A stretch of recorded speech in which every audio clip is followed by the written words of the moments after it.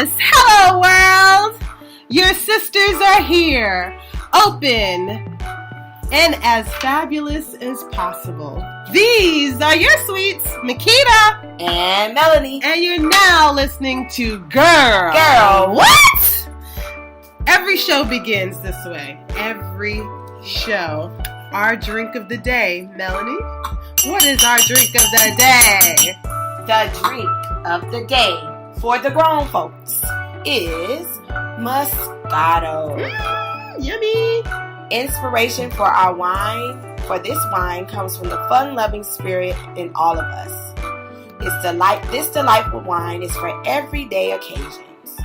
It showcases a refreshing sweetness with mouth-watering flavors of juicy peach and apricot. Relax with friends and enjoy your favorite spicy cuisine or fresh berry desserts. And we do have a supplemental drink of the day because we do have someone that is underage. That's right. That is water! H2O with ice. Yeah, so that was fun. You know what? Some people may ask, why don't we have our drink of the day be a little bit harder? Because we ain't hard. Because we're not hard. We like sweet, so a lot of the things that we're going to promote is going to be on the sweet side. And again, full disclaimer, we don't promote any particular brands. We're not even advocating for folks to drink. We just thought that this was a cute little segue to lighten the conversations because sometimes we do have pretty intense conversations. And this is what we do. And this is what we do. For girl time. And normally, before this podcast, what do we do?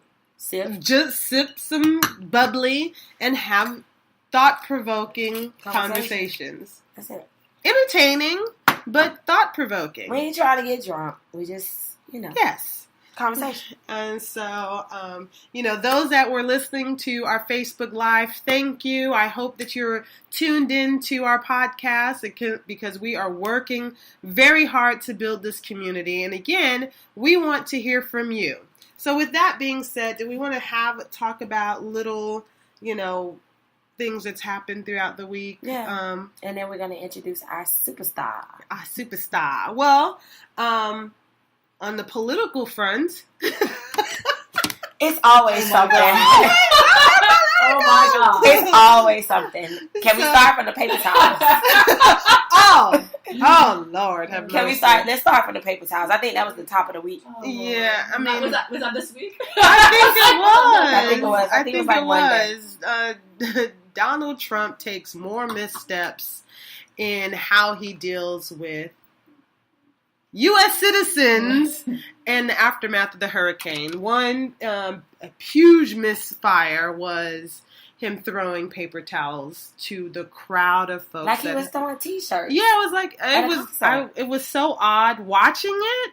It was hard to digest when I heard what was happening, but to see it, I was just like, what is going on in his head? What is Donald, you're making it very hard for me to keep loving you the way I said I'm trying to.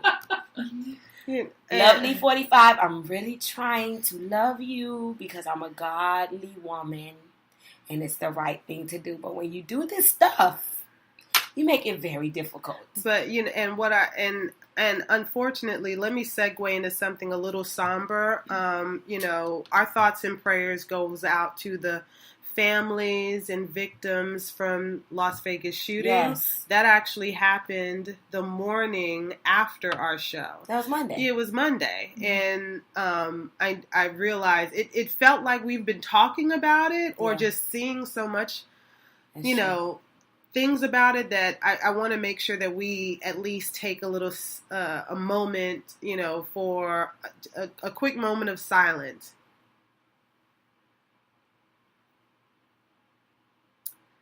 Because that is a real tragedy. That could have happened to any of us. Quick story, and I'm not going to say that because I don't want to make it seem like one of those conspiracy theorists. But I worked as a union organizer for 3 years. And as the union organizer, we were putting together representation for TSA. And of course, TSA was basically brought on right after 9/11. I mean, it hired, I think they brought on about 40,000 folks that, you know, again, this became a great opportunity to be a part of Homeland Security. But what happened was you got this new workforce of folks that never had formal security type clearance and trainings. And so they kind of brought on all these people and then started to come up with different rules to fire. And so they needed proper union representation. And luckily the union that I worked for won representation of that unit. That being said, having been in that security type, because, I mean, even though I was an organizer, it was for security. Yeah. It was for Department of Homeland Security. And so you start to look at everyday life as what's safe and what's not safe. And my first time going to Las Vegas, this was in 2013, I think. I never had a desire to go to Las Vegas because in my mind it was all about gambling in the casinos, and I don't do that. Yeah.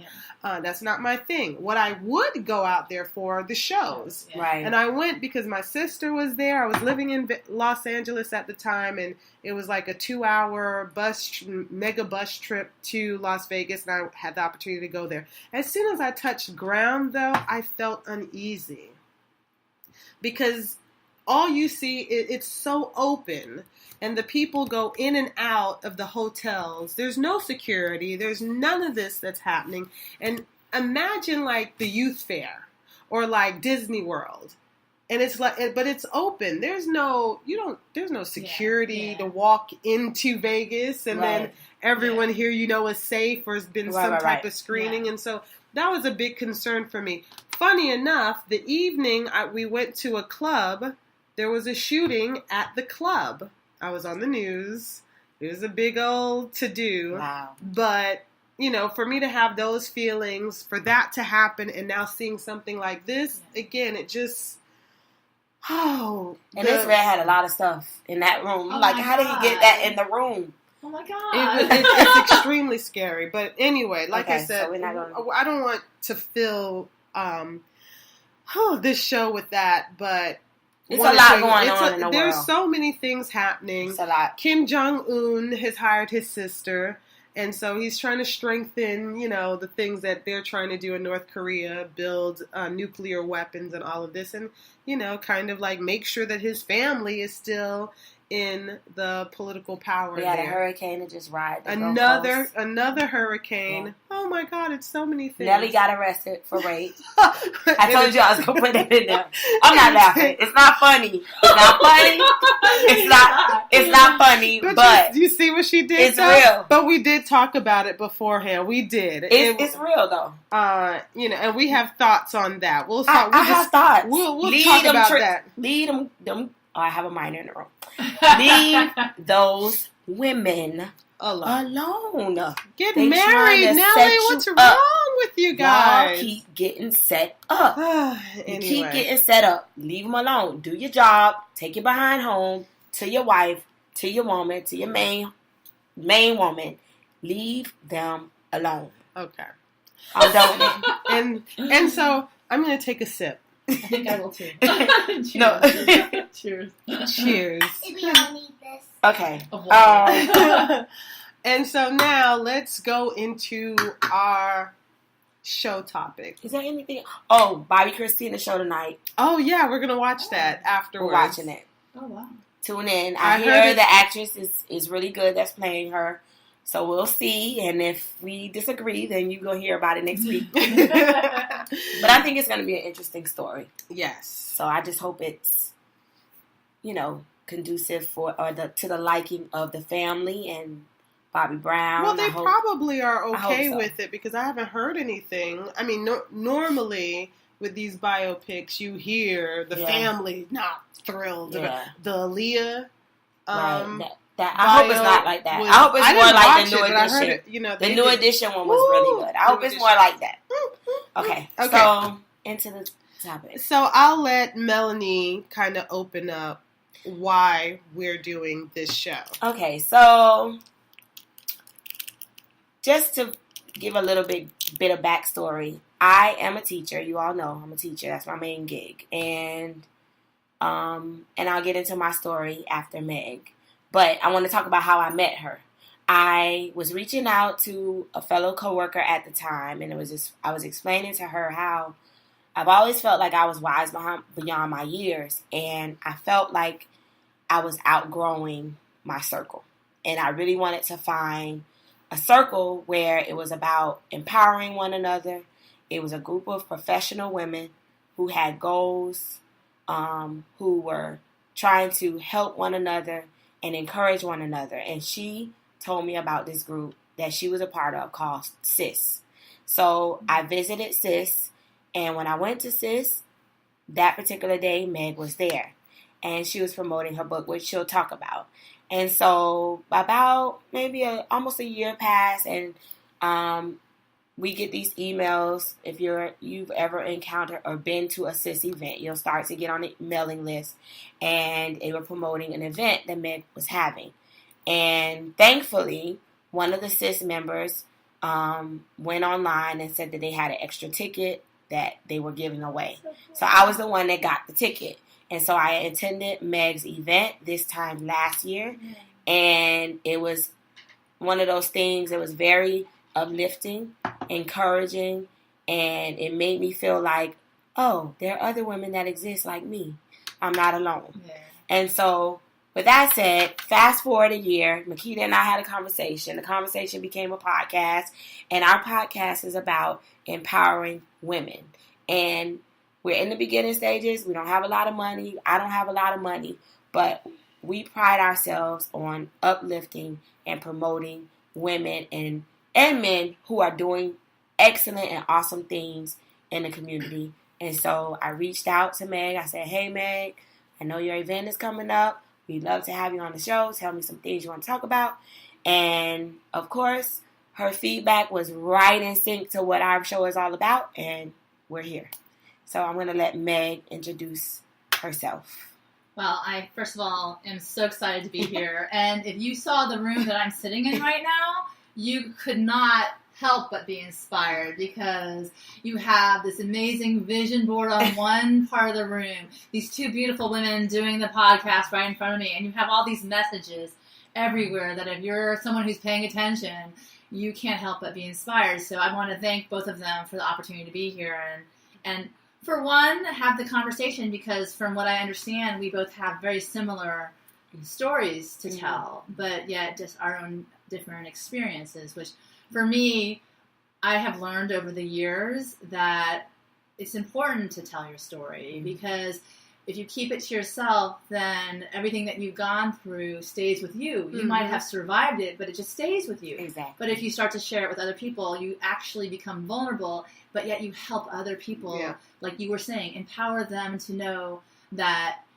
yeah, sometimes, like, you know, things are really crappy, but there are people out there that are going to hold you up. And I have to tell you, that is one of my favorite things, is to be with other people who are willing to risk being themselves and being vulnerable, but yet sharing their story at the same time.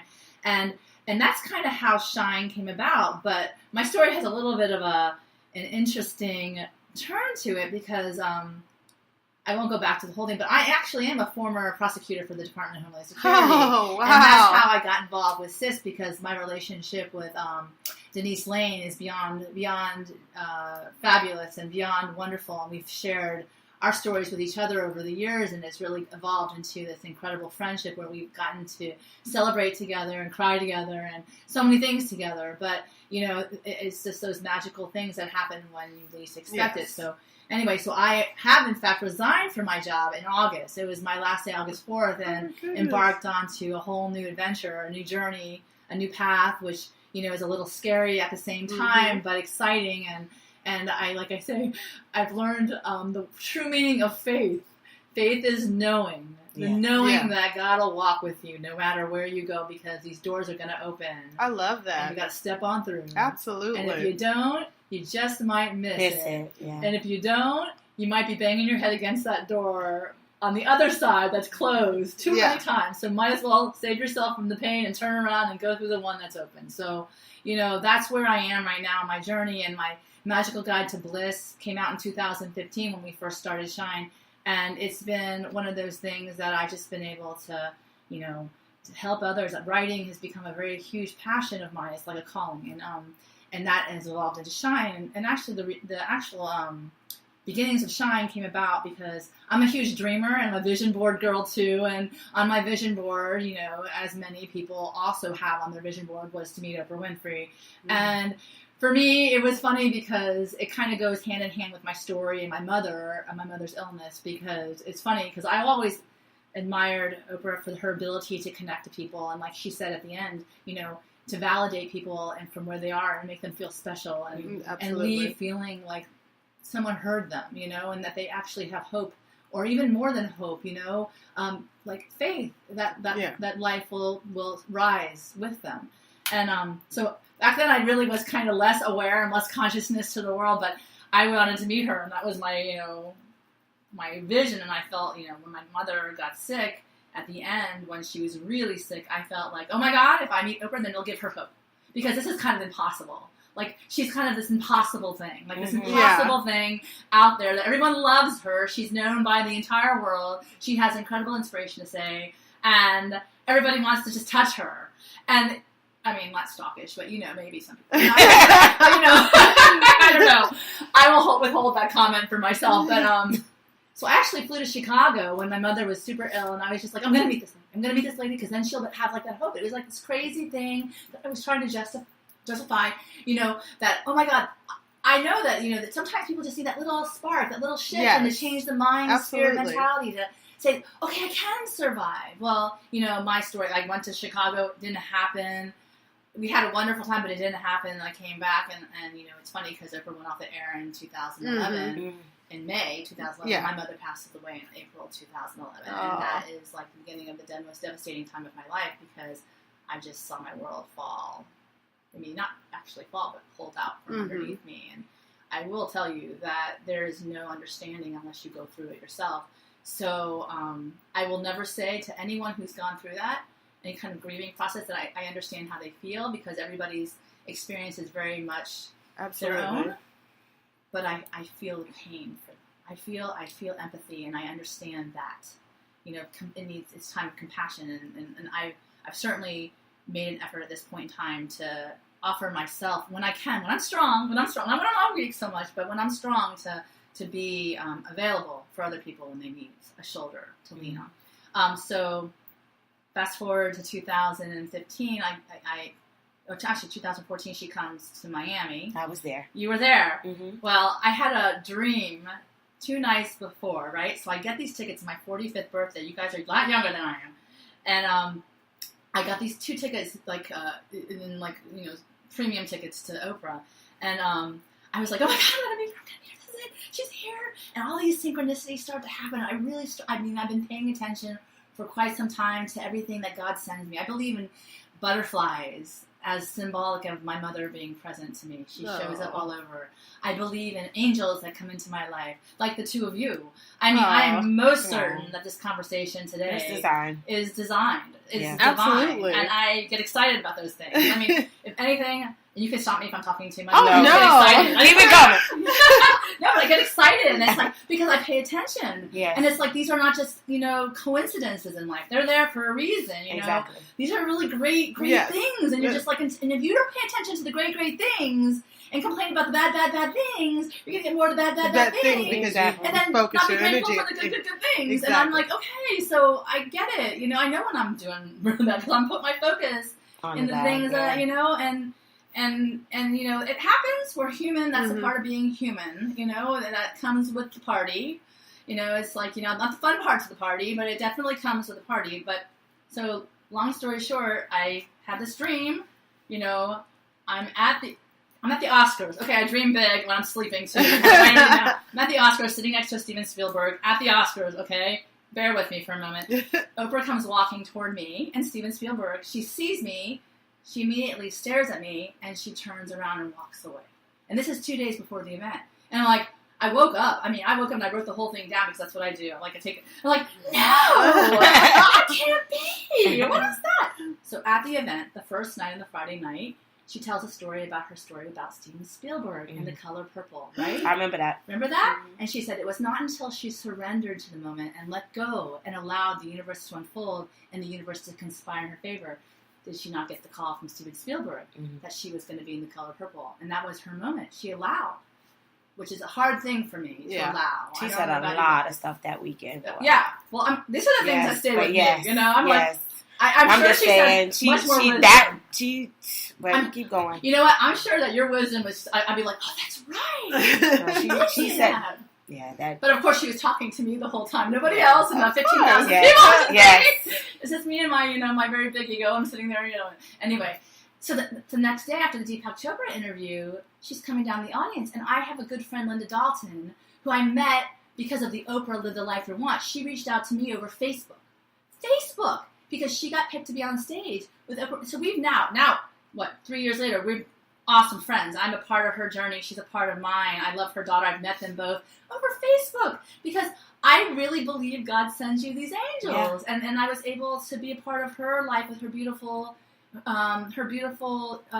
son-in-law, Chad Carter, before he passed away. So these crazy things happen. Anyway, but she tells me she comes down, she picks people from the audience. I remember that. And you remember that. She comes down, she picks people. So I'm starting to freak out. Like the kind of freak where I would run from me. Like, oh my God, that girl's weird. Like, that girl's crazy, And I was just, I couldn't compose myself. And this is right after the meditation. We're supposed to be calm. Mm-hmm. I mean, there is no calm when I'm with me walking away. I was like, no. And this is a dream of mine. So finally she's walking towards me. She stares at me. Like, eye to eye. I have pictures. Stares at me. She looks at my friend next to me. Reads what she wrote in her book and says, I like you, come with me. Now this friend who was sitting next to me was not supposed to be sitting next to me. She was sitting on the third row, saw me dancing with my yellow jacket on and my tiara on the floor. Somehow she passed security, got down to the floor. There was an empty seat next to me. She sat down. So the bottom line is, she walks away with my friend, and then my dream, I'm like, oh my God. Wow. She's walking away. And I'm like, oh, but last night, Steven Spielberg, let go, let's surrender. It's not my time. I was like, my time is going to come. And I allowed it. And the next thing you know, in front of 15,000 people, my friend goes, with Oprah, I can't be up with here without my friend Meg. I remember that. And it was just like, I'm like, oh my God. I remember that. And then I had my moment up on the stage with Oprah. Oh my God, that's awesome. Really awesome, right? And she's sitting next to me, but I can tell you this now. You believe in the divine, so I think I can talk in this company. I saw my friend, I went to hug her. I didn't even hug Oprah, I went past her because of the generosity of spirit. That my friend's up there and having her moment, and she shares it with me because she knows that's a dream of mine. Right. But then we're sitting there, and Oprah's grabbing me, and she's like, pay attention, Meg. And then she says, now it's time to live the life you want. And I'd always been struggling for permission to do that. And I just felt like my mother was shining down on me. And it was like tears. And then she's like, I'm going into the ugly cry, right? And I go right in front of everybody. I remember that. Right? I remember when she said that. I remember. I said to her, this is the ugly cry. She's like, I'm not going to like these pictures. I know. I remember that. I remember when she said that. So I was just sitting there like, oh my God, this is like, I don't know what's going to happen from this moment on, but I have validation. She made me feel special. Yeah. And I felt special in my calling. And I just I'm just Meg, I'm just Meg. I'm Meg, But I felt my mother there. Me running to Chicago and asking, please give me some hope so I can give her hope. And then all of a sudden it became, she's giving me hope. Yeah. That I'm going to be okay. Because up to that point, I did not know that I would be okay. Mm-hmm. Because I felt grief intensely. So fast forward a year, I promised when I published my book that I would use that book to help other people on their path and their journey. It's called The Magical Guide to Bliss. It's a guide to take you through the year to give you that possible strength if you need it, possible laugh if you need it, but it gives you something more than we actually have, in spite or in even in the face of everything that's negative that goes on in the world. Because, like I said, you look that way and it overwhelms you and it infects you and it's toxic. And that's why I left my last job. But, I have to tell you, when I left, I asked God for a sign. I asked God to give me a sign what the next step is. And then I didn't want to have that answer, to be quite honest with you. I was like, well, no, that's not the answer that I wanted you to give me. No. I wanted you to open those doors for me and let me, shining through there and walk through and take my rightful place that I've worked 20 years for and, leave, and be able to guide. No, I think he has a bigger plan. Yeah. So I'm like, okay, I either say yes to the plan or I stay miserable, which is not fun. It's not fun. So I did shine. It was magical the first year. I had sis show up. Love my sis. They're amazing women. It's an incredible support group. I have other groups that actually came that they intertwine, interconnected, and now they're friends with the friends and the friends, and it's become bigger.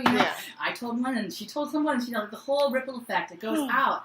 And then last year we started a nonprofit for young. We wanted to provide educational scholarships for young and innovative leaders in the community to support the youth too, and let them know that this is all crap. It's okay, we're going to be okay. Just bring your talent and your creativity to the table. Claim your bliss, man. Put your tiara on and walk as if you're a queen. Shiva, right? So this is our third year, and this year's all about creativity, and it's kind of I feel like it's my coming out party, so to speak, because I took the leap of faith. And now everything that comes thereafter is just kind of going to be a thank you, right? What is it? Eckhart Meisner said, if the only prayer you ever say is thank you, then that's enough, right?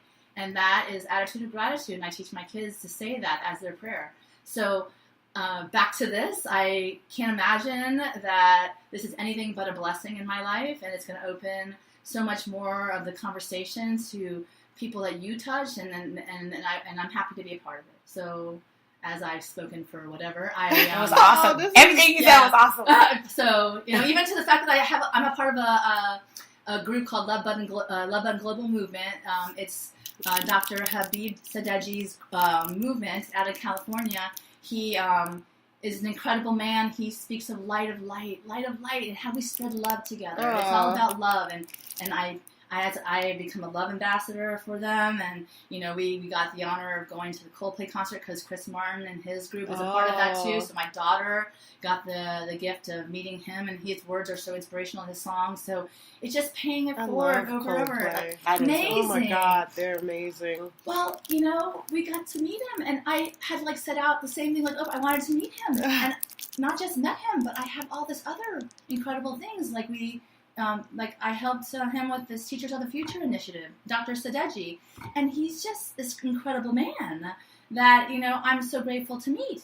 And I know my mother has a hand in all of this, so I miss her terribly, guys. Don't get me wrong. If I could have her back here, I'd give it all back. You can have it back, all of this, because I like glamour and glitz. I'm fun and fabulous. Don't get me wrong. and listen, Meg can talk this whole, we don't have to say anything. We don't have to say anything. All we're doing is shaking our head. I've just gotten extra stuffy because I got a little emotional because, I love hearing stories like that. It is so filling. And again, you're talking about leaps of faith, and you're talking about, just things that are already near and dear to all of us. I've taken several leaps of faith myself. But again, this is not about us. I just wanted to take a second to say we have love buttons. Meg is here with her tiara, and she has her diamond butterfly necklace. Awesome. It's in this room. And I'm going to give this one to Makeda since she didn't get it last year.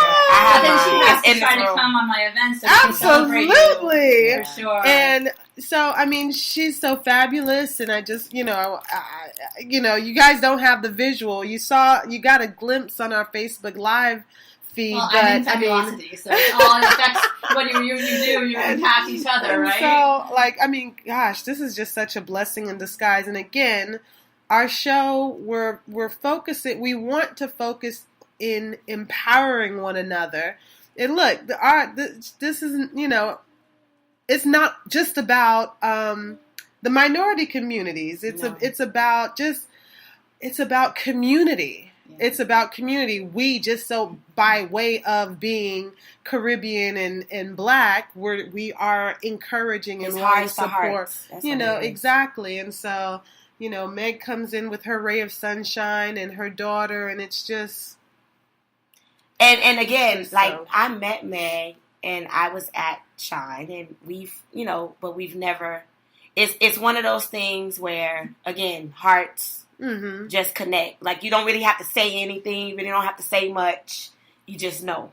And hearing her story, and it's funny because when I was at the Oprah thing, I was given tickets, and it was not too long after my mom died. Oh, wow. So just meeting you and people like you, it helped me with my process for a very long time. Even when I was younger, I've always felt like in many situations, I just don't fit. And I say that because I always felt myself in situations where I just wanted more than what everybody else was talking about or what everybody else was doing.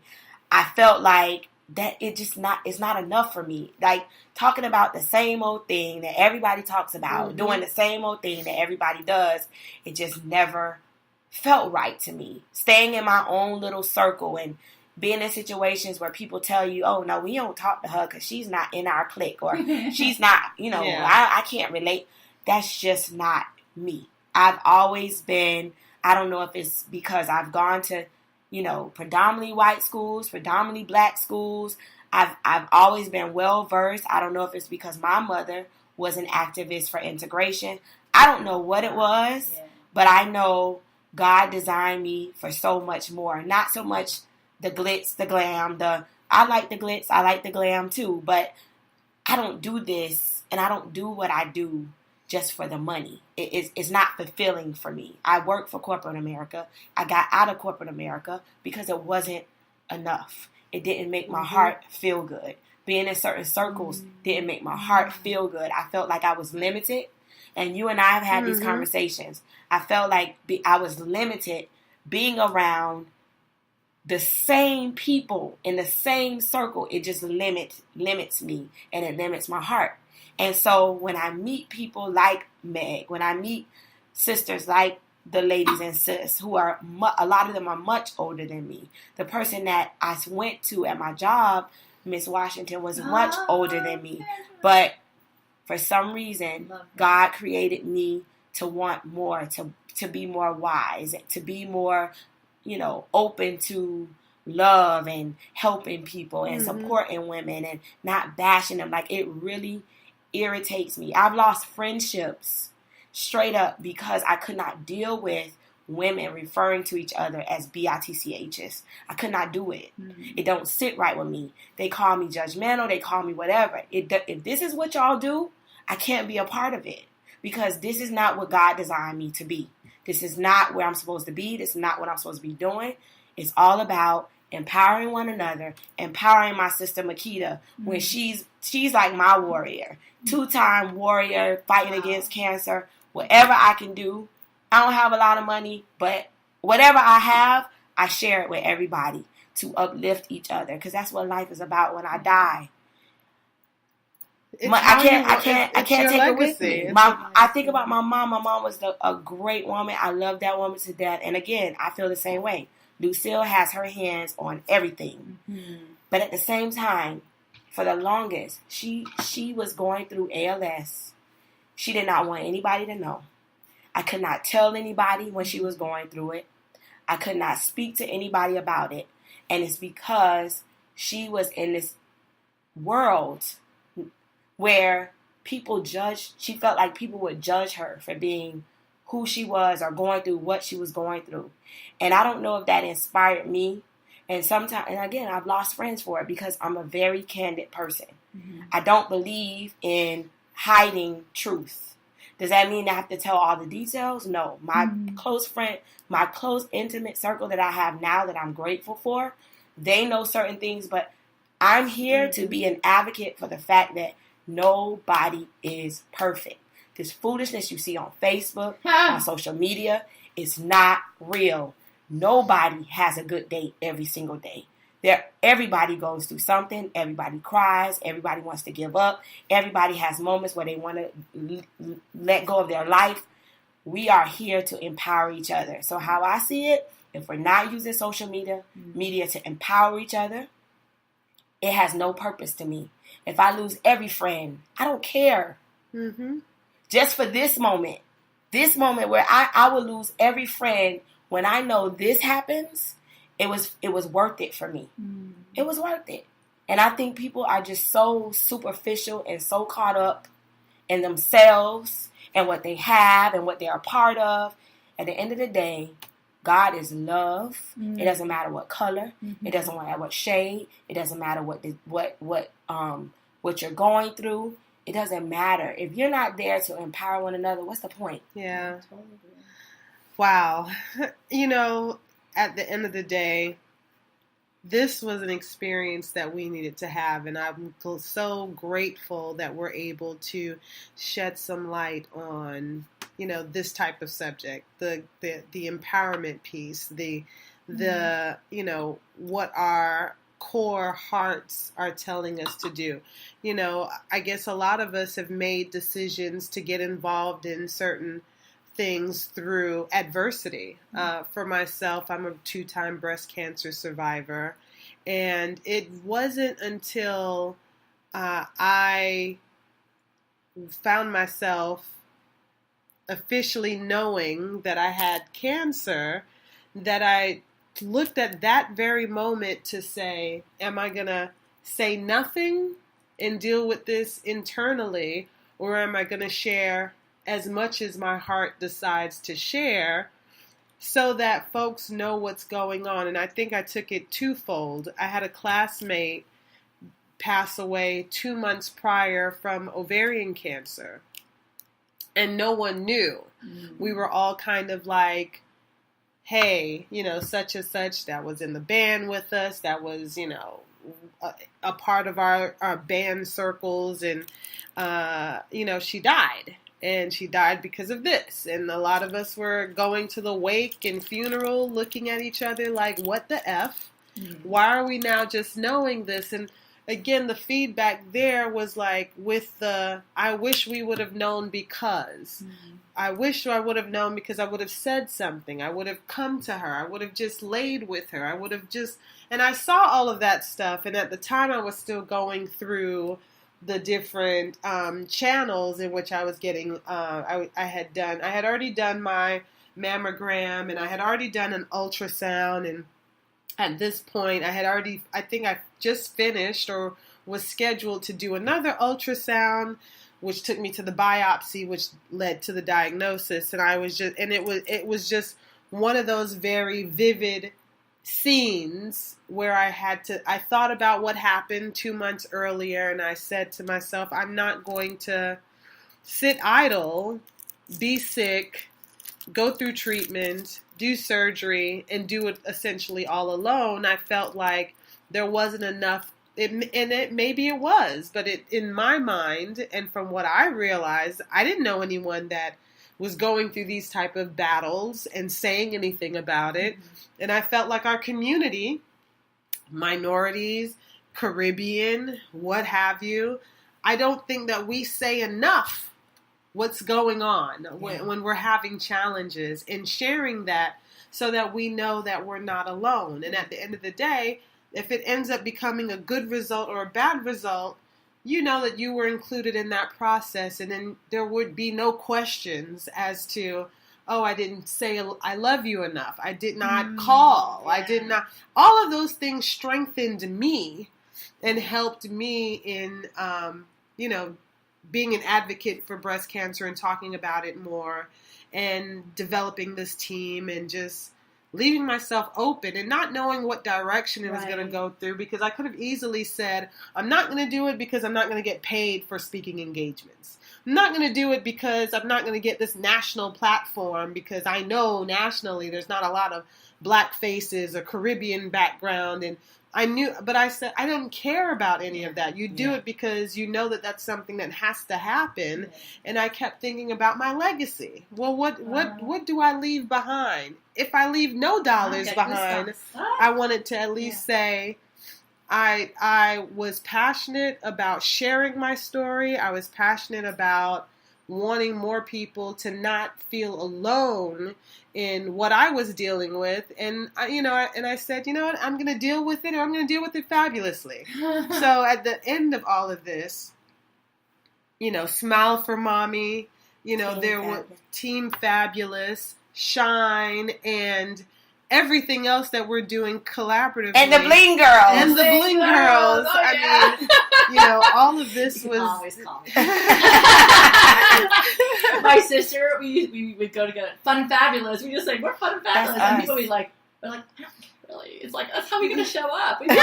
Like, there's nothing wrong with that, right? It makes it different. You know what? You said it yourself. If you focus on one thing, if we focus on the negative, it's going to be negative. Yes. If you focus on the positive, it's going to be positive. And sometimes it'll take a minute, but it'll get there. Yeah. And, listen, the first year of her walk, Team Fabulous was 3 people. Oh, there you go. Yes. You can be fab as one, man. Listen. And I was okay with it. And we were so okay. And every day I'm okay with it. If 2 people continuously show up, then I'm fine with it. But anyway, we are down to 3 minutes. Can you believe we've talked almost? Well, I have to tell you one thing, because I came up and I have to share this. Okay. I've been told over and over 2 things. Speak your truth even if your voice shakes. Because you know what? All of them who's going to be out there judging you are already worried about what's on their own side of the street. So you will never regret opening up your mouth and saying something to empower another person. You will never regret empowering with love. Absolutely. That is the bottom line. And the second thing is that when you go within and match your passion to the desires that are in your heart, there is no telling how high in your spirit you're going to go. Yeah. And you just walk differently. Yeah. And with this knowledge. And that is a part of the healing process, right? Exactly. Because your cells will react to this body that you're having, pumping in all these wonderful endorphins to bolster your spirit. Because what are we? In spirit, we breathe ourselves into life. That's God. Mm-hmm. And we're not crazy. And we're not crazy. Oh my gosh. No. We're not throwing paper towels at anybody. No. Oh my gosh. I had to say that. No, seriously. People will make you think that you're crazy because you feel. Crazy awesome. That's what we are. Yes. Crazy awesome. Crazy fabulous. Crazy fabulous. No, seriously. And I really hope and pray that there are people listening who might not like we don't know that they're listening, but just know, like, whatever you're going through, whoever you are, you matter. Like, seriously, you matter. You are fabulous in your way. And don't let anybody tell you anything different, because God has designed a purpose for each and every one of us. Absolutely. Now, since we're down to our last 2 minutes, Meg, I'd love for you to do a recap with your organization, with your book, and how can we find you? So, if you go to megnocero.com, I'm there, and you'll be able to get the information with regard to Shine, the Eventbrite League that'll get you tickets. It's October 21st from 5 to 10. We have an incredible lineup. I can guarantee, in fact, I even told the guy who's DJing the event, I can guarantee that when you walk away from this event, you will be changed in a magical way. Maybe just a little bit that you won't even recognize until later on. But you are going to feel I'm a witness. A change in yourself. Not because of me. I am just, God talk to me, I'm like, do what I need to do. But because of all the people who are collaborating together. It's not me. I can't shine by myself. I shine together with others who bring that same incredible love and spirit. And so I invite everyone to join us on October 21st. We have a early bird special until the 10th of October. So if you go get your tickets now, you can benefit from that as well. And believe me, you get to leave with all sorts of fun, wonderful stuff. My book, actually, I had to republish it because I had to rewrite my introduction. And the introduction is all about my new journey, and it's Magical Guide to Bliss, and it's going to be on sale on Amazon in a couple weeks. So. We're going to repeat this in our post, but again, catch us on Facebook, we're on Twitter, Facebook. Yes, all of those things. GURLWHAT. And remember, Team Fabulous and Smile for Mommy. Our races are coming up. And you just turned into our scripture. There we all go. things were created through him and for him. And